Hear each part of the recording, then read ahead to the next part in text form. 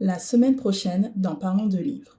Et j'ai vraiment aimé, je vais vous lire ça en page 10, la transition que vous utilisez pour parler du on est dans le présent et vous nous ramenez dans le passé. C'était tellement subtil, c'était tellement bien fait. Ah, J'ai merci. j'ai vraiment aimé. Alors, là, donc, vous parlez d'un des personnages, voilà, euh, les évadés, d'un des évadés. Oui. Alors, avant l'évasion, donc il est dans sa cellule, il y a une rébellion qui se prépare dehors, mais lui n'y participe pas, il reste dans sa cellule. Vous dites donc, dans ses écouteurs passait une musique lente, aérienne, relaxante, ponctuée de chants d'oiseaux. Cette musique lui procurait une fraîcheur agréable, comme lors d'une promenade en forêt quand les rayons d'un soleil doux jouent à travers les branches et les feuilles. Maintenant, c'était une musique qui éloignait l'âme de la disharmonie, des détonations. C'est-à-dire, vous parlez des détonations, en fait, la rébellion qui se prépare dehors, là, à l'extérieur. Voilà, dans la salle principale. Ouais. Voilà. Et la transportait dans un ailleurs sans barreaux, sans porte blindée et sans mur renforcé, en un lieu où la mort frôlait également la vie, un hôpital. C'est tellement bien fait, c'est vraiment subtil. Comme vous avez fait, vous nous parlez du présent, il est là dans sa cellule et voilà, vous nous entraînez dans cette musique et boum, ailleurs. Ailleurs. J'ai trouvé ça tellement bien subtil. Vraiment, j'ai dû revenir, je l'ai relu 3 fois parce que j'ai aimé la façon dont vous avez. C'est un beau style. Vraiment super. Ah, Oui. merci beaucoup, ça me touche. Rien que ça, vous savez, on est au début, ça donne envie d'aller, de continuer en disant, ah là, je veux. Et puis, on est vraiment pas déçus. On n'est vraiment pas déçus. Ah, merci. Alors, j'ai quand même relevé des thématiques là-dedans. Donc, il y a le milieu carcéral, déjà, comme thématique. Il y a la déchéance humaine aussi, que j'ai plus ou moins lié à ce que vous-même vous avez appelé là-dedans l'affliction humaine.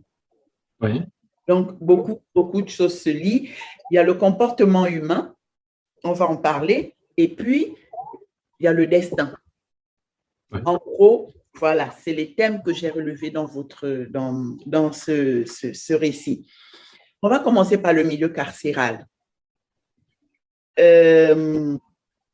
Déjà, je veux quand même vous demander qu'est-ce qui vous a motivé en fait?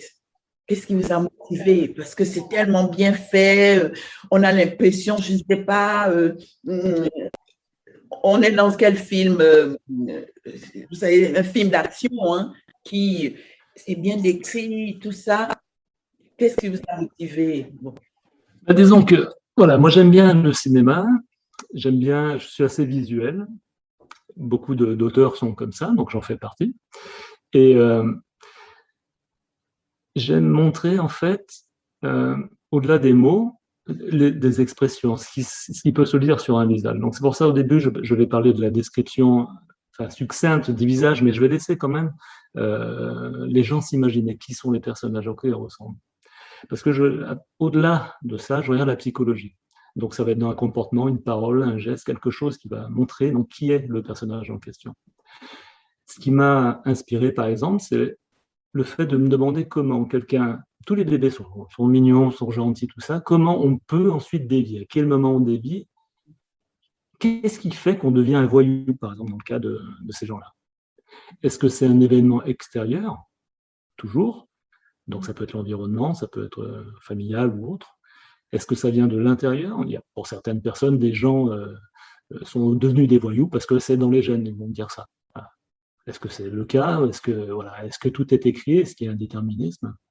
Ou est-ce que malgré toutes les difficultés qu'on peut rencontrer, on pourrait quand même rester droit et éviter justement d'aller en prison comme c'est le cas de mes personnages. Il y en a qui sont en prison parce qu'ils se sont fait piéger ou ils n'ont pas été assez malins, on va dire, pour ne pas se faire prendre, comme diraient mes personnages. Mais voilà, c'est un peu cette complexité. Comment on fait pour en arriver là, tout simplement? Donc, il y a beaucoup de films de voyous, tout ça. Non, je ne suis pas sûr, ou de lecture qu'on peut faire sur les voyous, mais je voulais me mettre un peu du côté de ces gens-là pour voir un peu ce qu'ils avaient dans la tête. Je n'en connais pas personnellement, mais j'ai vu des gens enfin, lâcher prise un petit peu et puis frôler un peu le côté sombre quand j'étais plus jeune. Donc c'était assez facile. Voilà. C'était peut-être une espèce de cri qui voulait témoigner un peu de leur souffrance ou quelque chose comme ça. Et s'il n'y avait pas eu quelqu'un pour les arrêter, ils auraient basculé. Donc certains ont basculé, d'autres moins. Et puis voilà, c'est des années plus tard, donc maintenant que j'ai un peu plus de 50 ans, que j'y repense. Ça a mûri et je me suis dit, voilà, est-ce qu'on s'arrête à l'image du voyou? Est-ce qu'on se dit, bon, bah, lui, il l'a mérité, c'est comme ça? Ou est-ce qu'on va un peu plus loin pour se demander simplement ce qu'on aurait fait à sa place, dans les mêmes conditions?